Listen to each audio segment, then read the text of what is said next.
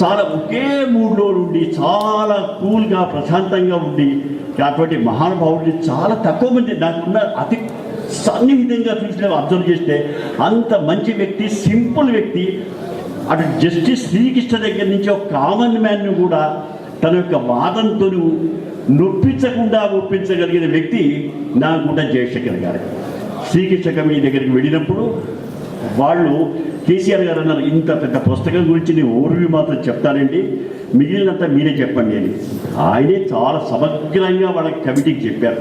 వివిధ ప్రాజెక్టు లోపల ఏది ఇరిగేషన్లో ఏముంది, ఉద్యోగాల్లో ఏముంది, విద్యుత్తులో ఏముంది చెప్తే వాళ్ళు అన్నారు, ఇక మీరు వివరాలు చెప్పక్కర్లేదు, ఒకటి చెప్పండి, తెలంగాణ ఆంధ్ర ఏర్పడితే ఆంధ్ర వైబుల్గా ఉంటుందా అంటే ఆంధ్రప్రదేశ్లో ఉండబట్టి తెలంగాణ యొక్క బలం వల్ల అది వాళ్ళు ఆర్థికంగా పరిపుష్టి నిలబెట్టుకోగలిగారు.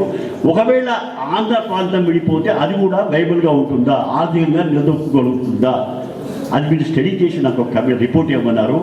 పాపం ఎంత సిన్సియర్గా అంటే జయశంకర్ గారు వెంటనే వచ్చి వాడికి ఆ రోజే వాళ్ళ ముందు ఆర్గ్యూ చేసి తప్పకుండా ఇది పరిపుష్టంగా ఉంటుందండి, వైబుల్గా ఉంటుందని చెప్పేసి బీపీఆర్ విఠల్, ఆ తర్వాత హనుమంతరావు, అట్లాంటి ఆర్థిక నిపుణులు అందరూ